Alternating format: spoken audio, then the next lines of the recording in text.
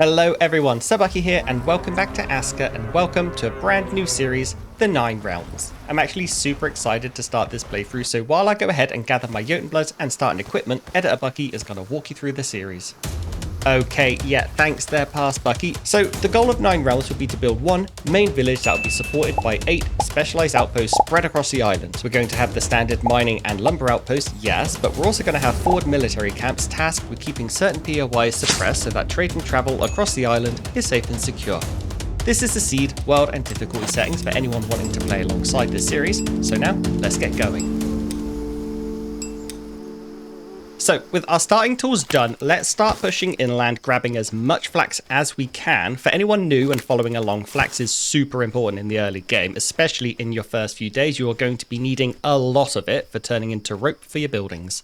I actually always recommend getting a farm up and running as soon as possible so you can actually start growing it yourself, but more on that later, I suppose. So while we do this, let's talk village location. There is a new lake biome in the game as of update 5, and they are absolutely gorgeous. I'm not even kidding right now. They are stunning, but they're also actually quite helpful in terms of resources. So I do want to have our main village be near a lake. Usually I always build near the cave for iron, and for anyone new to the game, I will definitely suggest you do this.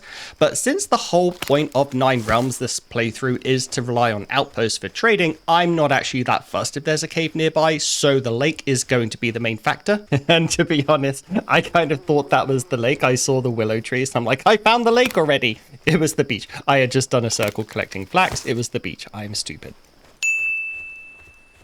I see more willows. I don't want to get my hopes up again in case I've done another loop and it's the beach. But let's go check it out. It is. It's the lake. So this is, oh my gosh, let's go take a look. Yes. This is just such a stunning feature to build by. I am so excited. And so what's really, really important about the lake, in addition to looking amazing, is the fact that it has all of these reeds. Now, reeds usually have to go all the way back to the beach to get. It's covered in wisp. It can be quite far away from your main village, but there is just an abundance of reeds at the lake. And also the lake is full of fish. So it has everything we need. Now, let's just take a quick perimeter check to make sure we're not settling next to any zombies or skeletons. Oh, bugger. Sometimes I think this game secretly listens to what I'm saying and then will immediately throw the opposite of what I want in my face. In this case, we are now apparently going to settle in the shadow of the large spire, which is just, you know, there's no skeletons, but it's full of zombies and jumpy boys. You know what? I actually kind of dig it. I think having that as the backdrop to our main settlement, that is going to look freaking awesome. And we may get the odd zombie or jumpy boy coming to say hello, but yeah, I think that is going to look really, really cool. I'm fine with it. We're not going to re-roll or anything, so we're just going to roll with it. Oh wow, the sun is already going down. I've not been paying attention to the time. I have spent far too much time talking to myself. So I'm going to get started on the opening build order, that being the campfire, the shelter, and the Eye of Odin, so we can start summoning in villagers and getting things up and running. So what I've just realized and find a little bit interesting is that although they added these little small Jotun and regular stone clumps all the way back in September last year, this is actually my first time harvesting them because I started my Gates of Helheim series right after the second major update in August. So although these little guys aren't new, they are kind of new to me. I've known about them, I've seen them in other people's games during my settlement showcases, but you know, to me they're kind of new. And yeah, this is my first time harvesting one, and I just found that a little bit odd and I wanted to share. Kind of reminds me too though that I should probably update my first 3 days in Aska guide. Oh well, another time.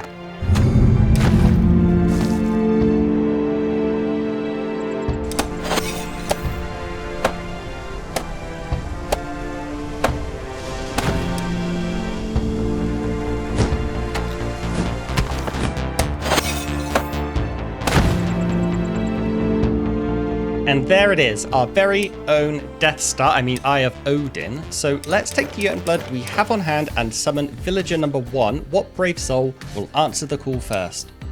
Huh, that is actually really, really interesting. Both of these options come with the preference for working night. That's what those little moon icons mean. They're slightly differently worded, but it's essentially the same thing. Agna here does come with some cold resistance, which is super helpful, as nights are colder than daytimes anyway, while Ali, I don't know how to pronounce that. Well, this person here comes with monk body, which means they have slightly less health, but eat a little less in return. I think Agna, just based on the night and the cold resistance pairing, is the go here. So yes, Agna, come and join my tribe. Now, one thing that changed, as you can see, with update 5 is it's only going to take us 3 minutes to summon our first villager, whereas before it was a flat 10 minutes no matter what. And that's because they added this thing of the less villagers you have, the faster you summon your villager. And then as you get more and more population, it eventually becomes the 10 minutes that we are all sort of like familiar with, or anyone before update 5 would be familiar with. And then when you get higher up in the population levels, they start taking longer than 10 minutes. I don't know anyone who's higher than the threshold as of yet, so if that's you, if you know how long they take, you know, leave a comment. Let us know what kind of like numbers you're seeing for summoning times along with what your population level is.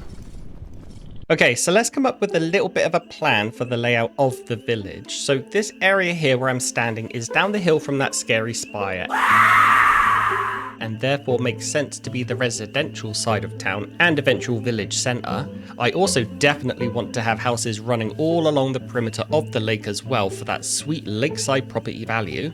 For industry, storage and eventual logistics hub, I quite like the idea of all that being up the hill towards the spire. There's a lot of room up there, but we are going to need to put a bunch of walls and defenses here too, because with it being so close to the spire, we're definitely going to need to protect that area against any wandering wights or jumpy boys. Anyway, Editor Bucky can put together a little graphic showing all that. Have fun, Editor Bucky! Now, I am going to need some basic resource gathering buildings, so wood and stone cutters and the forager, but anything specialized like birch and iron will be coming from out of town outposts. The birch down here in town I actually have a fun little plan for, but that's a ways out. Far enough that I'll probably forget about it. But anyway, back to the task at hand. Let's pop down the woodcutter's hut, and we'll do this with the arrow facing away. I tend to do that because the logs and the long sticks are stored on the back, so having the arrow facing away makes those logs and long sticks just a little bit closer to our builders. It's a bit of an efficiency increase on villager pathing. Why won't you break? Okay, thank you. And I'm actually not going to bother building it myself because our villagers just got here. That is some impressive timing. I really like now that it takes a lot less to summon your first few villagers. That really helps you get up and running faster rather than waiting like 10 minutes per villager. That is a good addition. Good job, devs. So instead, let's put down the gathering hut. This one we can do towards the village center. It doesn't have a negative modifier to housing point, so our villagers will be quite happy to have it next to their houses, and it'll also cut down any walking distances for the first few days while they snack on all the raw food. I'm not really going to rush any sort of like cooking production, just because for those first few days, your villagers, they're more than happy snacking on berries that they find in the wild or whatever our gatherer can bring back. So I'm not really concerned about that right now. What I am concerned about is getting villager number 2. An extra pair of hands to help out around the village would be good, and this one again, just like the first, is going to arrive super fast. What?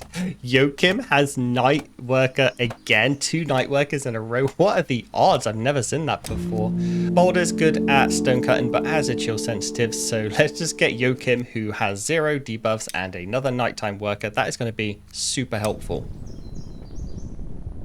Okay, so let's put down another couple of shelters. Then that'll be 4 buildings, I believe, queued up, unless he's finished with the woodcut already, but I don't think he is. So with that down, I'm going to go chop some wood, break some stone, and then I guess I will actually help out with the building since I have sort of like overloaded just one guy.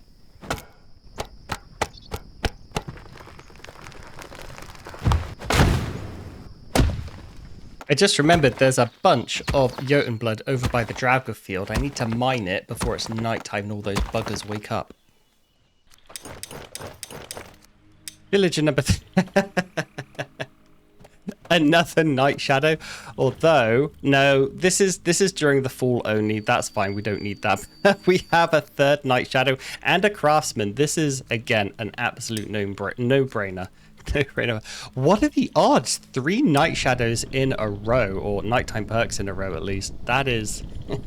that is something special. Okay, so we have now unlocked the workshop pit, which we do need to make those heavy stone tools so we can start chopping down the larger trees for logs and the larger stone clumps and the larger jotun clumps for more stone. Like I said a little bit earlier, all the workshop stuff is going to go up the top of the hill, so let's run up there now and pop this down. And bear in mind, a lot of what I'm putting down are the first placements just to get them down, just to get things rolling. I always do future episodes where I completely revamp an entire area. So yes, although this is going to be the workshop area, this is just version 1 of it. And there will be a later episode when we're a bit more established where I redesign the whole thing to make it more logistically viable and aesthetically pleasing.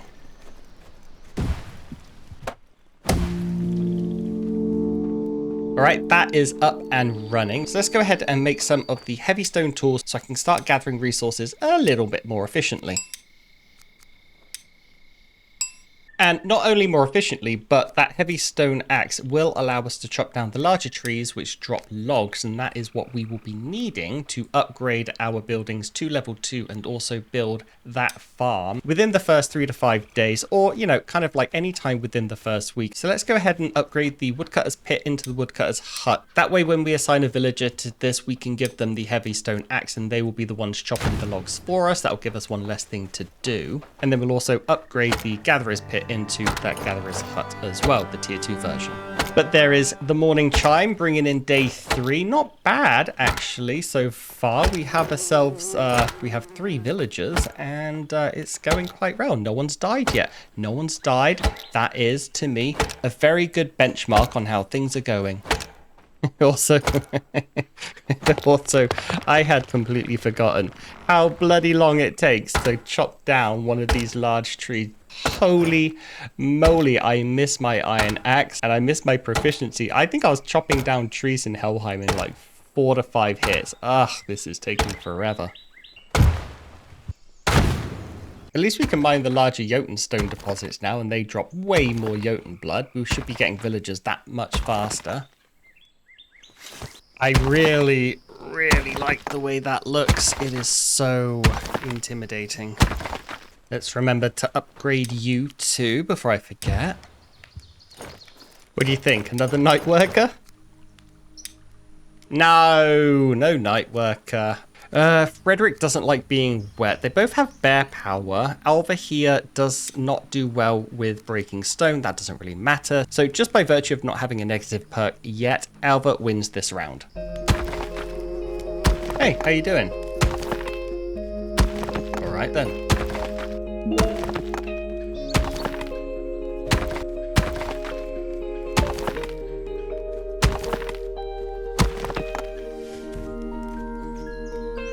Villager number 5. Can we have somebody who's good at harvesting, please? We can! Okay, we have a lumberjack strength.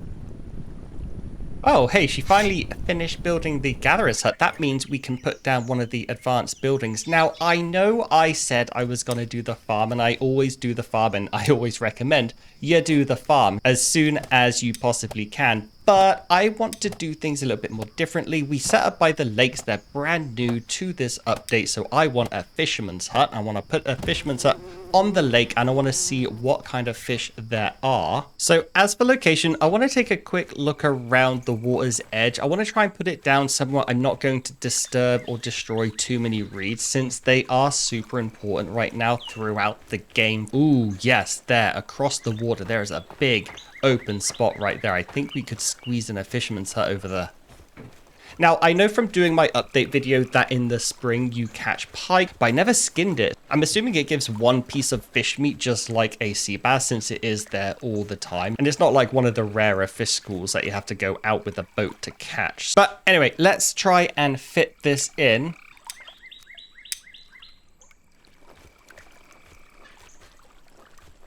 Oh, yes. Actually, that is perfect. I wonder if they did that on purpose or I just got really lucky. That is going to be an absolutely gorgeous place for a villager to work. I am going to be so jealous of whoever I assign there. They are just going to live their best life. You know, until a blood moon or something. Ooh, it is evening time again and it's day 3. My spider sense is tingling. I'm kind of like expecting a blood moon. I can't remember if you get a blood moon on day 3 or day 4. But I just realized I never made myself a club. So I'm going to do that just in case. Oh my god, this game could be so beautiful. Now, it would be nice to get the simple spiked club, but I don't have any bones. I'll get some bones once the fisherman's hut's up, but that is a day away at least. So yeah, I'm just going to have to go with the flimsy club and hope for the best.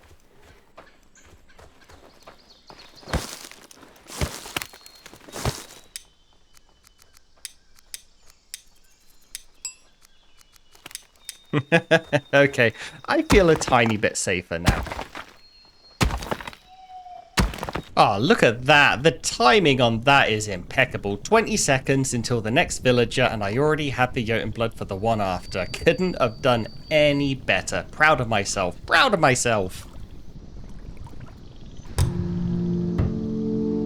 Welcome, Ingmar. What have you got perk-wise? You are the lumberjack and a shrimpy woodsman as well. So a double woodcutting bonus. Yeah, you're absolutely spending the rest of your life getting splinters. Sorry, mate.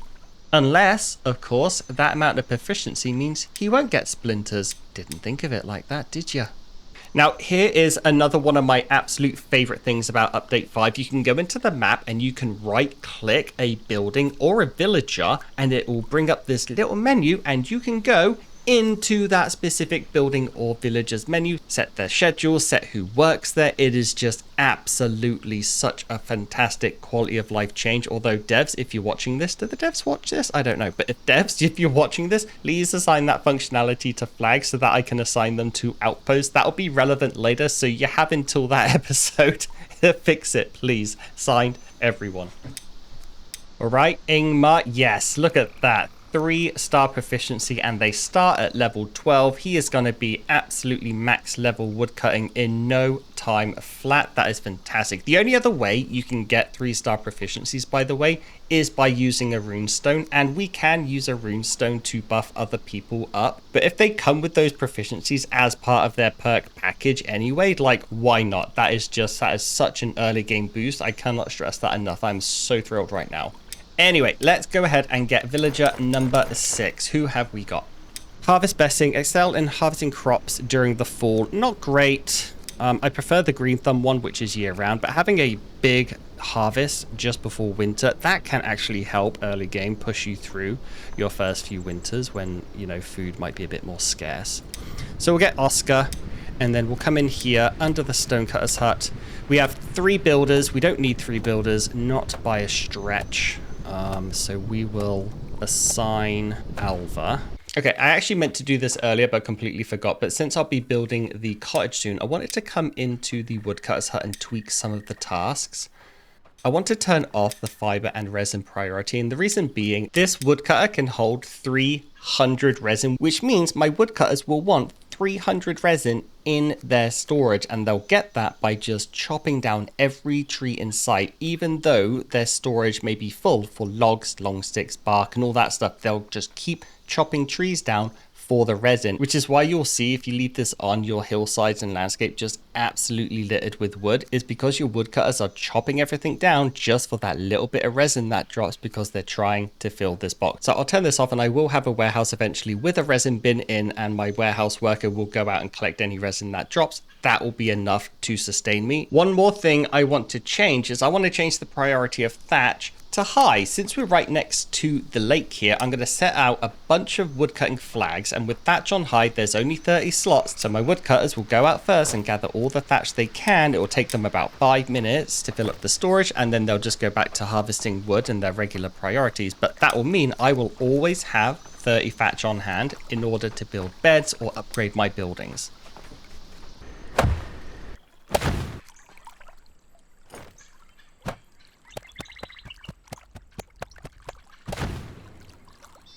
What a phenomenal place to work. This is going to be absolutely gorgeous. Whoever lives here, they're just going to enjoy such a peaceful life.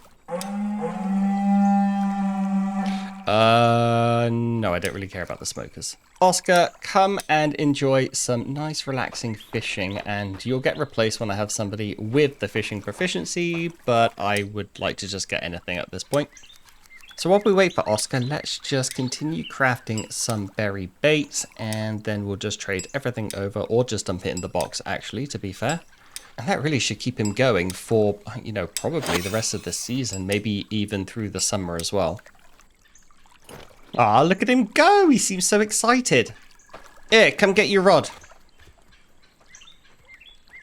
What the bloody hell do you think you're doing? Here, take this and stop being stupid. Okay, we have 7 villagers, people working in the woodcutter, the foragers, and the stonecutter's hut. So it's about time that we assign somebody to the workshop and set up a bunch of tasks, because I don't want their tools to suddenly break and I not notice for a couple of days. So task-wise, I'm going to do 20 rope. That way we'll always have rope on hand for our builders. Then I want to do 1 large stone axe, 1 large stone pickaxe, 1 stone knife, 1 wooden hammer, 1 hoe, 1 flimsy fishing rod since we have a fisherman's hut. And then I'm going to go with the simple spiked clubs because I'm pretty sure I'll have some bones by the time they get to this in the priority list. So for anyone who doesn't know, only request 1 tool at your workshop place because they'll make that tool and then they'll slap it on the shelf. When a tool breaks from a villager, they'll come and collect it, and then your workshop worker will just make another one to replace the one that was taken. If you request more than 1 tool, you'll find that your workshop tool rack just gets clogged up, which could stop other tools from being made and therefore stop production if that tool happens to break and there's none available.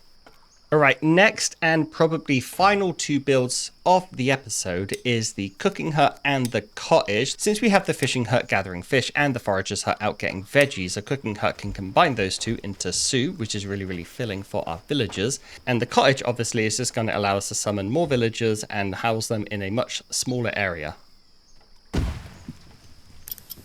I want to check up quickly with the fisher. I've left them alone for most of the day, but I will have to do the fish pickup myself since we don't have a warehouse or anyone to collect it right now. Okay, so he has 4 pike and another 1 on him, but my bags are completely full. So I'll just take these and head on back to the village, skin them, and then probably cook them up. Since the cooking hut is actually a bit away, I'm just going to make a barbecue spit that can go up in no time flat, and then I'll just barbecue the fish. We should be able to feed a couple of my villagers throughout the day. Alright, so let's drop these bad boys and skin them up and see what they drop.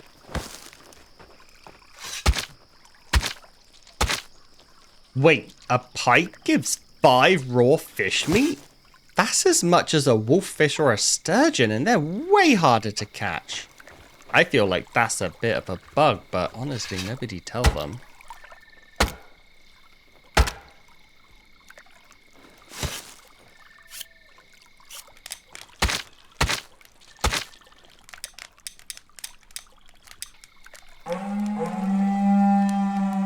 Oh, crap. Well, we have our first blood moon on invasion difficulty. My population isn't that big, so I kind of expect it just to be about 5 or 6 white.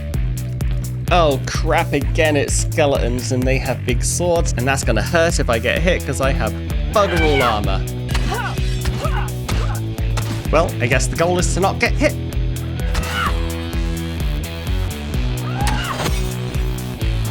Ow, I've been hit already. Bloody twice! Alright, I'm going to focus on the heavy attacks just to knock them back, try and get them stunned as quickly as possible. A stunned enemy is an enemy that isn't trying to chop my head off.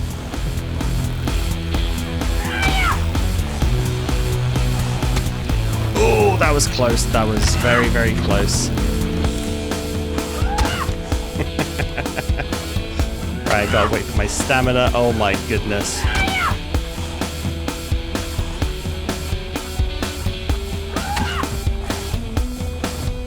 Hey, no, keep your eyes on me. Leave my villagers alone. Oh no! Oh, I took another hit. My auto aim went the wrong way. Okay, the scary ones are down.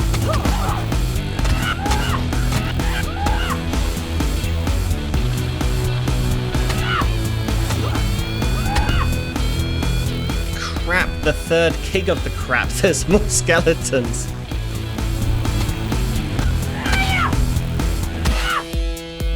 I'm so wounded. I need to go look for some garlic or onions. Oh my god, I have no health. If any of those attacks were to hit me, I'd be dead right now. Well, that wasn't very bloody helpful. Wait, why do I have my pickaxe out? Get your bloody club.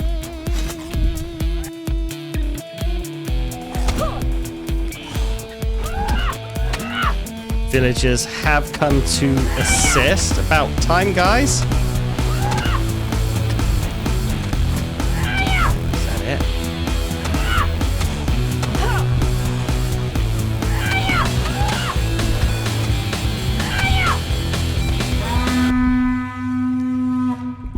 Oh man, those skeletons absolutely handed my ass to me on a plate. Jesus Christ, that hurt. I am so almost dead, and my club is probably about one hit from exploding itself. Okay, I'm gonna go into the woods, eat a whole bunch of garlic, lick some wounds, and I'll see you in the morning. Okay, good morning. I am mostly healed. The cooking hut is up, actually, and we started work on the cottage. So I am just messing around with the cooking hut. I'm discovering some recipes, but mainly just cooking some fish soup. Honestly, like, the fact that those pikes give 5 fish meat per catch, that is insane to me. But I am able to cook a lot of food and probably feed my villagers for like 2 or 3 days just on the batch of fish we caught yesterday.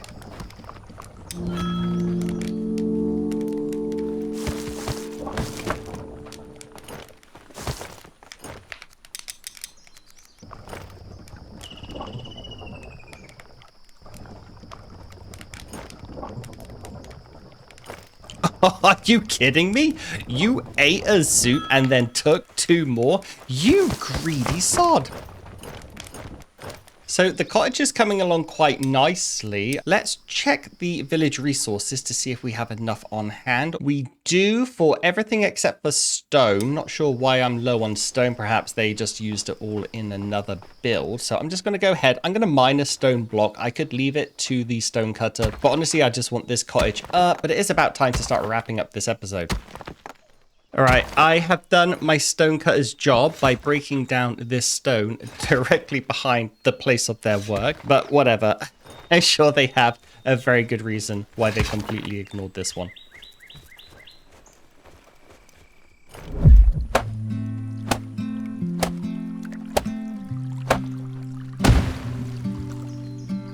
There it is, just in time for bedtime actually. So let's go ahead and pop in 4 extra beds. Again, they'll be built in no time because of the 32 thatch we need. We already have 30 just sitting for us waiting in the woodcutter's hut. And so we'll be able to assign everyone to these in just a matter of minutes.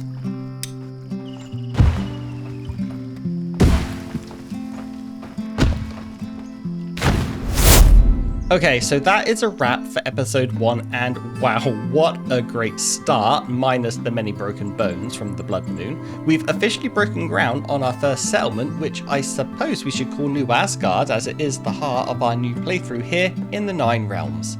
I'm excited. This is my first time sitting down to actually play Update 5 in a way that isn't making a guide or an update video, so it's been really fun to actually sit back and relax and just enjoy the new stuff. Looking ahead though, we're going to need to find a source of iron so that we can make better weapons, and if that blood moon was anything to go by, we're definitely going to want to push for better weapons before the next one hits.